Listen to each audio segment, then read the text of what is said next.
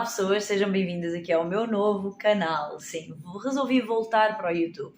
E algumas pessoas se calhar vão perguntar, como assim voltar? Eu já tive um canal do YouTube quando tinha para aí os meus 20 e tal anos. Comecei com um blog que se chamava Confissões dos 20 e tais e depois criei o canal do YouTube com o mesmo nome.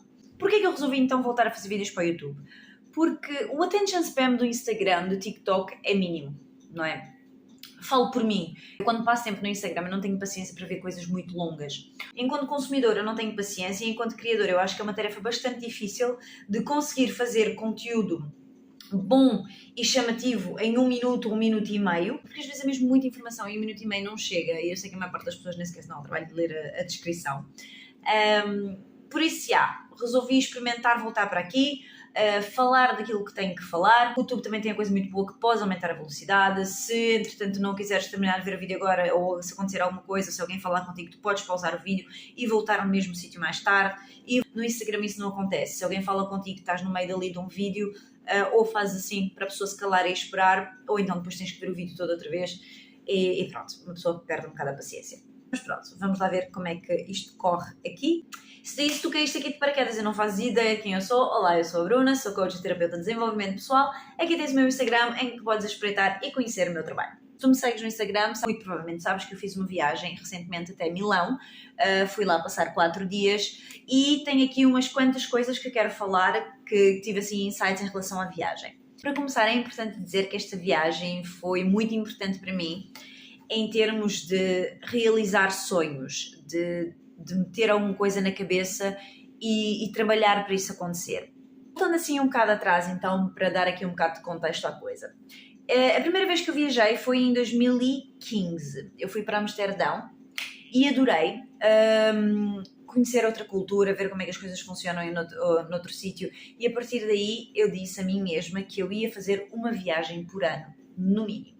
Ou seja, sem saber o que era manifestar, porque em 2015 eu não fazia ideia o que era desenvolvimento pessoal, eu comecei a manifestar que todos os anos eu ia viajar. Eu acreditava que mesmo com a vida difícil que eu tinha em Portugal, eu acreditava que eu ia viajar. E eu disse a mim mesma, isto vai acontecer, eu vou arranjar uma maneira de fazer isto acontecer. Comecei então a manifestar essa vida que eu queria para mim, uma vida que me permitisse viajar.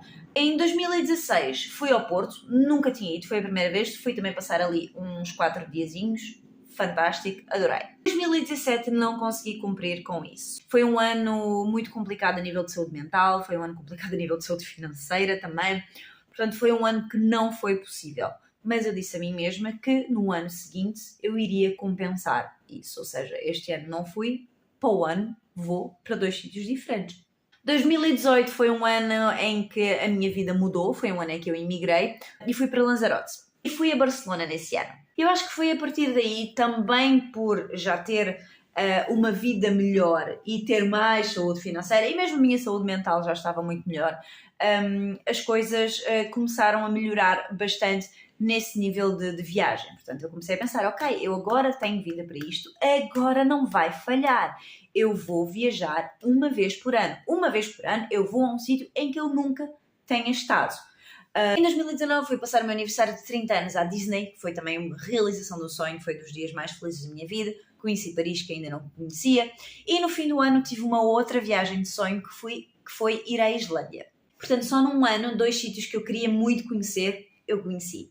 Em 2020 fui à Tailândia, foi a minha primeira viagem sozinha e também já vou falar sobre isso. Depois com o Covid as coisas obviamente complicaram um bocadinho, mas isso não me parou. Porquê? Porque depois em 2021 fui a Madrid e fui a Budapeste. Em 2022 comecei um ano a ir à Bélgica, em outubro fui a Londres e em novembro comecei uma viagem de uma vida, comecei em Atenas e depois fui até a Ásia, onde eu passei 3 meses com o meu namorado a conhecer vários países da Ásia. Portanto, 2023 já começou em grande. Entretanto, durante a viagem à Ásia eu comecei a aprender italiano e eu meti na cabeça que este ano eu ia à Itália. Comecei a aprender, eu vou à Itália para poder praticar aqui o italiano. Portanto, eu meti na cabeça, não me importa onde eu vou para a Itália, mas eu vou à Itália, porque a Itália é um país lindíssimo, há tanta coisa para ver que eu vou voltar. Portanto, escrevam isso, eu vou voltar. Muita gente perguntou, vais com quem? Vais com o teu namorado? Vais com alguma amiga? Vais sozinha? Não pude ir com o meu namorado porque nós trabalhamos juntos e não nos podemos ausentar os dois do trabalho ao mesmo tempo. Acabei por ir sozinha. Porquê?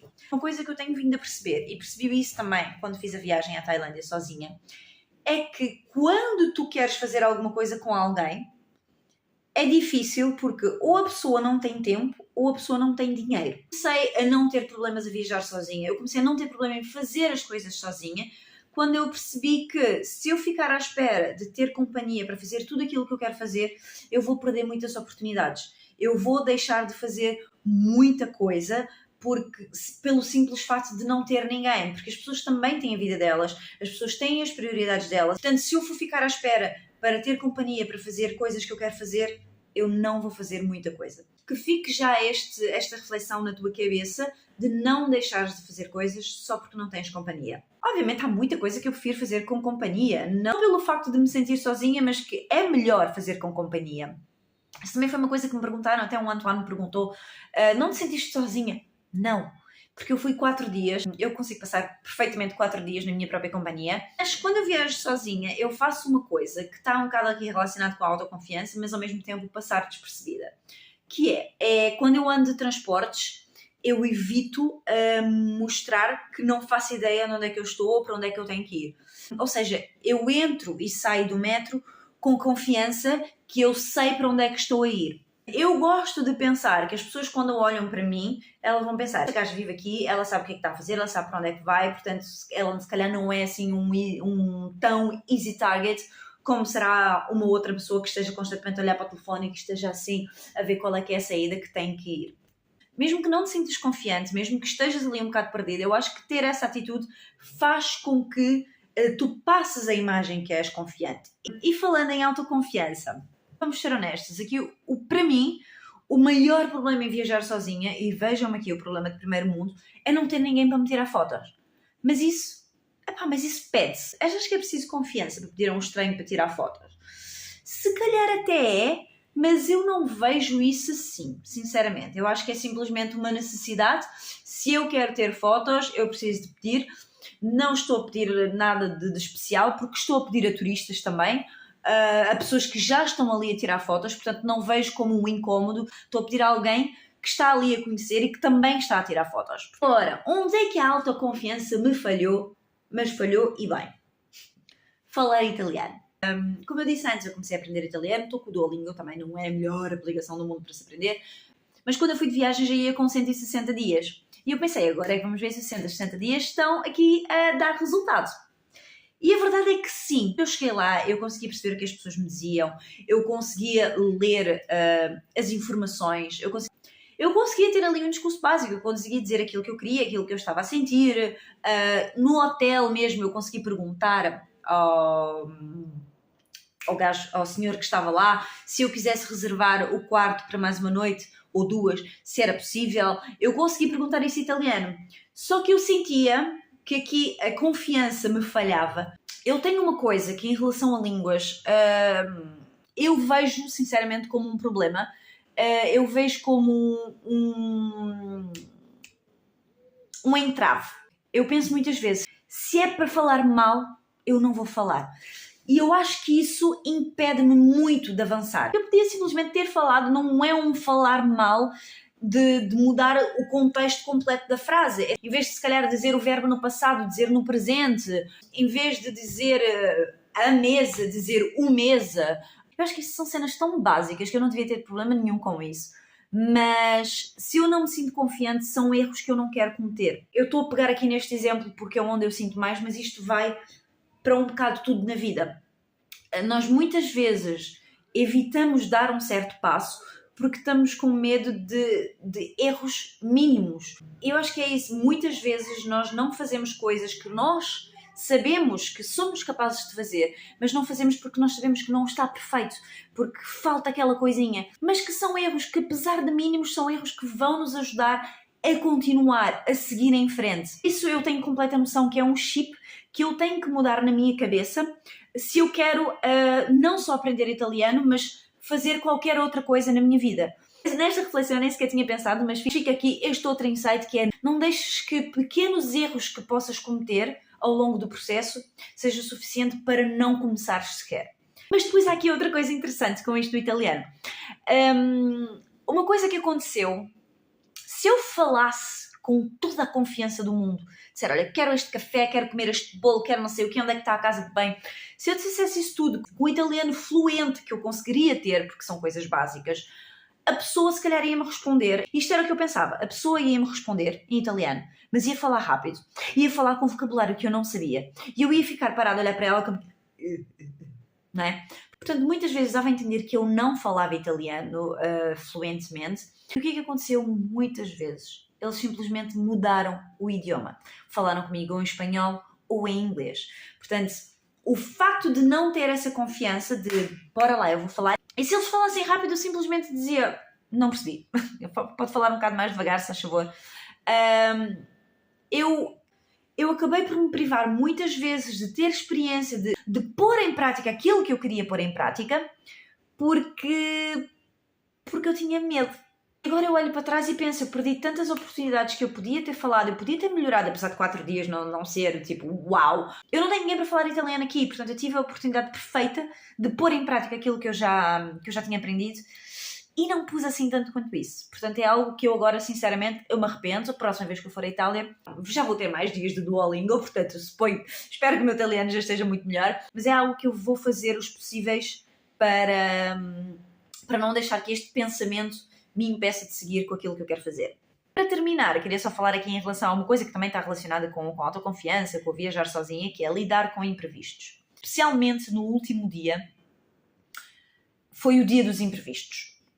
Primeiro, o cartão que eu comprei para 72 horas deixou de funcionar antes das 72 horas. O facto de ter comprado o bilhete fez com que eu perdesse o metro e tive que esperar mais 15 minutos, o que quando cheguei à estação e ia comprar o bilhete de comboio, não havia mais lugares. Como é que eu lidei com isto tudo? Sinceramente, com um sorriso na cara e pensar, não vou deixar que isto me afete. Eram coisas que não tinham a ver comigo. Eu saí de casa mais tarde e eu perdi o comboio por causa disso. Não, eu estava lá há horas e se não fosse a questão do bilhete eu tinha apanhado o metro que eu tinha pensado. São coisas que simplesmente aconteceram. Eu não tinha controle em relação àquilo. Portanto, porquê é que eu vou ficar chateada com algo que eu não consigo controlar? Eu consigo controlar aquilo que eu sinto. Foi chato? Foi. Mas o que é que ficar chateada ia-me servir?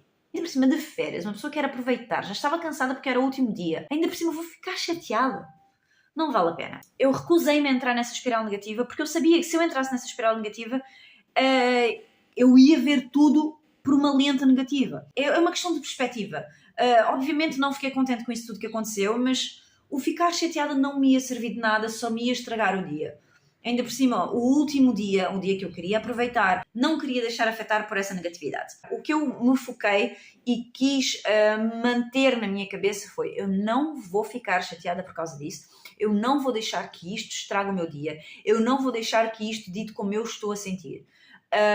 As coisas acontecem, fico chateada no momento, mas não vale a pena ficar ali a revirar, a pensar, porque isto, porque aquilo, não sei o quê. Lembrando que muitas das vezes, que a maior parte dos casos, 10% é o problema e 90% é como nós olhamos para o problema. Portanto, eu podia olhar para todas essas situações e ter ficado de mau humor e pensar, o dia já está estragado, já não quero fazer nada, já não vou a lado nenhum. Ou podia ter olhado como eu olhei, tipo, ok, são imprevistos, são coisas que acontecem. E a maneira como nós olhamos para coisas, como nós encaramos as coisas, vai dizer muito da maneira como nós nos sentimos no geral. Muitas das vezes, os pequenos imprevistos, os pequenos problemas que nos acontecem na vida, eles não merecem nem metade da energia, nem metade da dor de cabeça em que nós damos à situação.